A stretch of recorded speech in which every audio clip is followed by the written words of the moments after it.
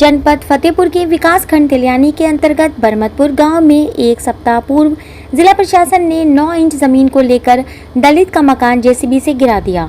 विकलांग दलित परिवार कलेक्ट्रेट से लगाकर तहसील तक चक्कर काटते रहे, लेकिन जमींदार अधिकारियों ने उनकी एक न सुनी। जब विकलांग परिवार का बारिश में भीगते हुए वीडियो वायरल हुआ, जहां पीड़ित परिवार का खाने पीने से लगाकर घर में खड़ी बाइक मलबे में दब गई। इस मामले में विपक्षियों ने जब सरकार और तानाशाह अफसरों के खिलाफ हल्ला बोलकर दलित परिवार को इंसाफ दिलाने के लिए कहा कि वो परिवार के साथ खड़े हैं, जिन्हें सपा नेता सुशील पटेल दोषी ने 50,000 की मदद करने को कहा है। दलित की हितैषी बताने वाली सरकार दलितों के मकान पर बुलडोजर चलवाकर गिराने का काम कर रही है, जबकि इस मामले में बिनकी विधायक जय कुमार जय के पूर्व कारागार मंत्री ने अपनी ही सरकार के अधिकारियों को तानाशाह बताते हुए आज मुख्य सचिव मनोज कुमार से शिकायत की, जहां मुख्य सचिव ने मौके पर पहुंचकर जांच करते हुए अधिकारियों को फटकार लगाते हुए रिपोर्ट मुख्य सचिव को पेश करने की बात कहते हुए कैमरे के आगे कुछ भी कहने से मना कर दिया।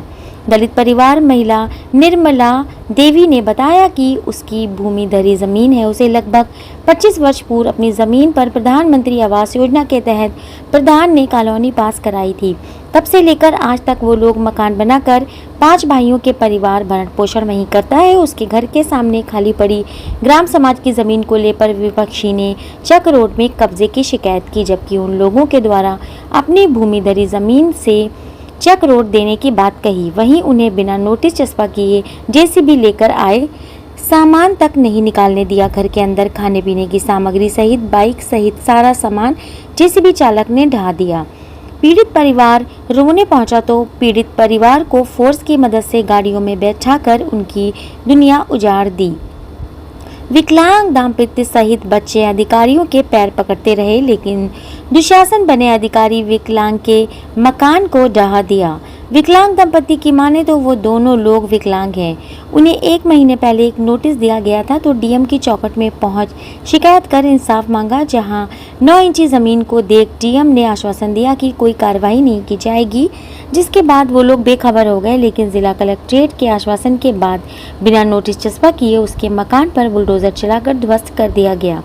वहीं सपा नेता सुशील पटेल दोषी ने बताया कि 1997 में सपा सरकार में इस दलित को कॉलोनी पास हुई थी, जिसे गिराने का काम योगी सरकार के ऑफिसर ने किया है। सरकार में लोगों को बेघर किया जाता है। समाजवादी लोगों के घरों को बनाते हैं। दलितों की मसीहा कहने वाली सरकार दलितों को बेघर करने में लगी हुई है। आज पीड़ित परिवार को सपा नेता ने 50,000 नकद देकर कहा कि समाजवादी पार्टी के लोग दलित परिवार के साथ हैं, उनकी हर संभव मदद की जाएगी। हालांकि इस मामले में डीएम साहब से बात करना चाहा तो वो कुछ भी कहने से इनकार करते हैं।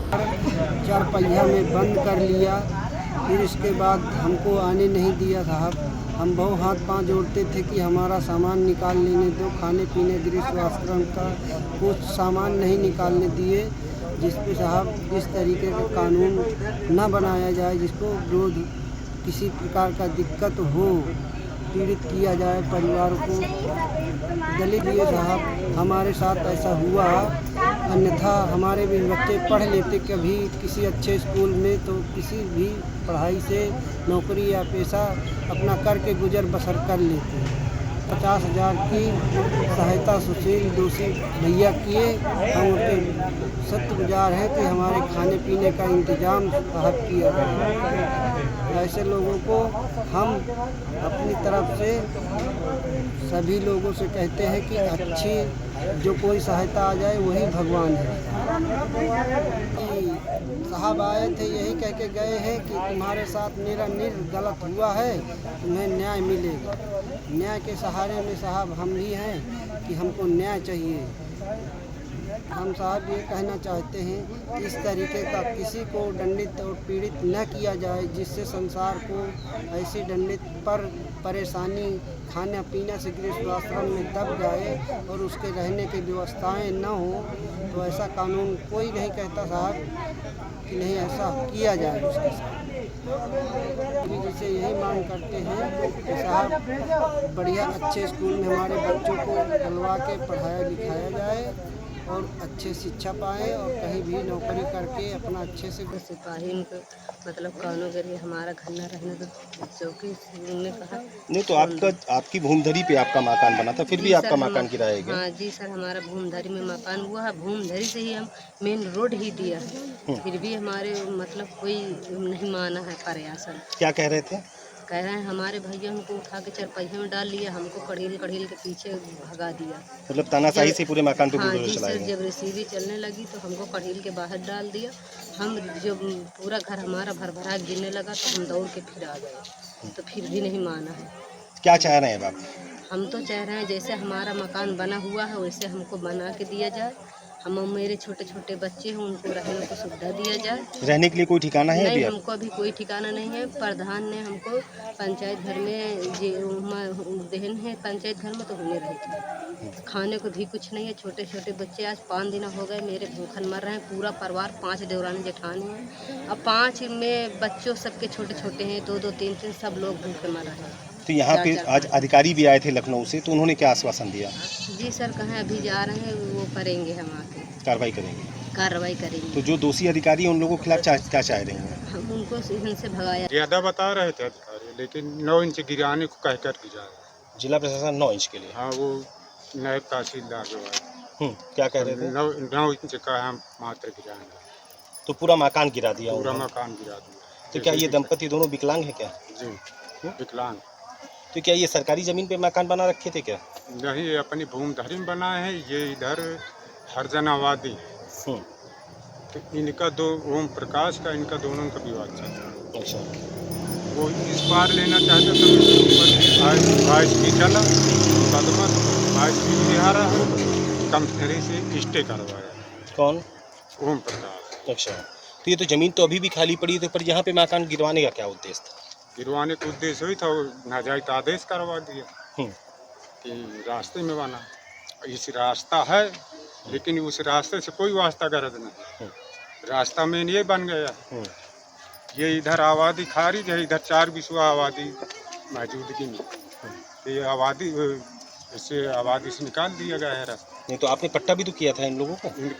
पट्टा नहीं है किसी को। ऐसे ही पड़ी विवाद मचता रहा तो पट्टा नहीं करने को मिला। अच्छा। तो मतलब जो जीएस की जमीन थी खाली, वो खाली ही पड़ी? खड़ी ही पड़ी। ये इनका मकान अपनी भूमधरी में बना। क्या इनको प्रधानमंत्री आवास योजना से इनको मकान भी मिला था क्या? हाँ, सन 97-98 में हम जब आवास आते थे 20,000 तो दुखिया के नाम हम दिया था इनकी माँ के नाम। ये अपने 5 बच्चों के हिसाब से पूरी सल्लग दीवार बनवा लिए थे अपनी भूमधरी। क्या मामला? सर, हम जब आए थे तो क्या कहते हम जेसीबी चलाए थे, हम अंदर घुस रहे हैं। तो अंदर जब घुस रहे हैं तो हमारे डंडा मार मार के बाहर निकाल रहे हैं। कह रहे हैं आप बाहर निकलिए, हमारे आदेश हो चुका है डीएम साहब के पास, जब भी गिराया गया है। तो हम कहे जब डीएम साहब के पास से आदेश हो गए हैं तो हमको सामान निकाल लीजिए। अपने छोटे छोटे बच्चों को हम क्या खिलाएं, भूखे मर रहे हैं। हम कहाँ रोड में लेटे थे, वो पन्नी बिछा रहे थे, इधर पन्नी बिछा रहे थे। धूप इतनी हुई, बारिश इतनी खा रहे हैं, सारे लोग हम बुखार में पड़े हुए। नहीं तो ये जिला प्रशासन ने आपने जब शिकायती पत्र दिया था तो डीएम ने तो आश्वासन दिया था ना कि मकान नहीं गिराया जाएगा। हम गए थे नोटिस लेकर, दो लोग हाँ। गए थे तो ये कह रहे थे डीएम साहब कह रहे हैं कि जाओ आप घर जाइए, तुम्हारे मकान नहीं गिरना चाहिए, आदेश नहीं दिए। तो 9 इंच की खाली जमीन को लेकर के आपके मकान को गिरा दिया? 9 इंच जमीन की वजह से गिरा दिया। अब अपनी जमीन से हम अपनी चक्रोट निकाल, मतलब आपने अपनी जमीन से ही रास्ता दे रखा? हाँ, रास्ता दे रखा। तो फिर आपकी फिर जमीन क्यों इस जगह पे गिराया गया? क्या रीजन था? कह रहे हैं कि ये इस बार हमारा मकान है। कौन कह रहा था?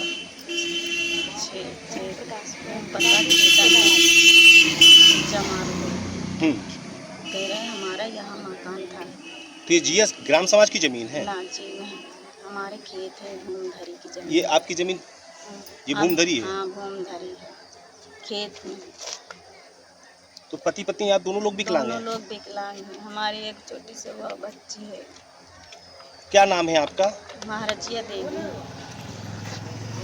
ऐसे ही हमको जानकारी हुई, ये एससी समाज का है परिवार और ये 3 दिन से कलेक्ट्रेट पे धरना पे भी बैठे रहे, लेकिन प्रशासन ने इनकी सुनवाई नहीं किया। इनका जब हमको जानकारी हुई तो बरमतपुर गांव हम गए और उनके घर हमने देखा कि एक सरकारी कॉलोनी समाजवादी पार्टी के सरकार में ही बनी थी और केवल 9 इंच ग्राम समाज में ज़मीन आ रही थी, लेकिन प्रशासन ने इनकी कुछ सुने नहीं। और यहाँ तक कि वो परिवार जो पूरा विकलांग है, परिवार ये नहीं कि एक सदस्य विकलांग हो, पूरा परिवार विकलांग है, उनको सामान तक निकालने नहीं दिया और उनका पूरा जो है घर गिरा दिया गया जेसीबी मंगवा करके, किसी की कुछ सुने नहीं है। इस सरकार में जिस तरीके से तानाशाही, क्योंकि यहाँ पे उनके ही भाजपा सरकार का ही एक विधायक ने, उसने ये भी कहा है, जो मौजूदा विधायक के मौके पे यहाँ पे बिल्की विधायक है, कि तानाशाही रवैये से इस तरीके का कार्य किया गया। उसको लेके कैसे देख रहे हैं? देखिए, सरकार तो उन्हीं की है। अब अगर वो अपनी सरकार पे ही आरोप लगा रहे हैं, जब उनकी ये सोच है तो विपक्ष के लोग हैं या विपक्ष के जितने भी हैं उनके साथ क्या होता होगा, उनकी कितनी सुनी जाती होगी, उनके साथ कैसा होता होगा, ये तो आप लोग जानते होंगे और जनता इसका जो है जवाब 2027 में ज़रूर देगी। पर जिस तरीके से देखा जा रहा है कि एक अधिकारी ने पहले उसको आश्वासन दिया था, डीएम के पास भी उनके परिवार का ये कहना रहा कि वो लोगों को जब नोटिस मिली वो वहाँ पे गए हुए थे। नोटिस के बाद डीएम ने उनको आश्वासन दिया था कि उनके मकान नहीं गिराया जाएगा, पर बिना नोटिस चस्पा किए हुए और मकान को अचानक गिरा देना, पीड़ित परिवार जो कि आज पूरी तरीके से भूमिहीन हो चुका है और वहाँ पे तिरपाल डाल करके रह रहा, तो उसको किस तरीके से आप इसकी आवाज़ उठाएंगे? क्योंकि आप समाजवादी पार्टी से हैं। हम समाजवादी लोग हैं। हम तो जैसे वहाँ पर गए थे, उस परिवार की 50,000 की नगद हम उनकी आर्थिक सहायता करके आए हैं, क्योंकि वो रोड में थे, ना उनके पास खाने का था ना बिस्तर का था, केवल रोड में पड़े हुए थे। और रही बात डीएम साहब के आश्वासन की, तो केवल आश्वासन ही तो मिला। जब 2 दिन पहले गए थे तो क्या उनके खिलाफ कुछ ऐसी कार्रवाई हुई? तो आश्वासन तो चल ही रहा है, चाहे सरकार हो चाहे शासन प्रशासन हो, केवल आश्वासन ही तो दे रहा है और कुछ तो हो नहीं रहा है। पीड़ित परिवार के साथ आप क्या करेंगे? देखिए, पीड़ित परिवार क्योंकि एससी समाज का पीड़ित परिवार है और इस सरकार में अगर सबसे ज़्यादा किसी के साथ अन्याय हो रहा है तो वो एससी समाज के साथ हो रहा है। हम उनके साथ खड़े हैं और ज़रूरत पड़ेगी हम हर तरह के धरना प्रदर्शन करेंगे और उनकी हर तरह से मदद करेंगे। हम उनके साथ समाजवादी लोग खड़े हैं और हर तरह से उनकी मदद करेंगे। क्या नाम है आपका? सुशील पटेल दोषी नाम है मेरा। मैं 2022 में चुनाव भी लड़ा था बसपा का और मैं लोकसभा में समाजवादी पार्टी में आया और अब मैं समाजवादी पार्टी के लिए काम कर रहा हूं। मुझे अखिलेश यादव जी की, राष्ट्रीय अध्यक्ष जी की पीडीए विचारधारा बहुत अच्छी लगी। उसी विचारधारा को देखते हुए मैंने समाजवादी पार्टी ज्वाइन किया था।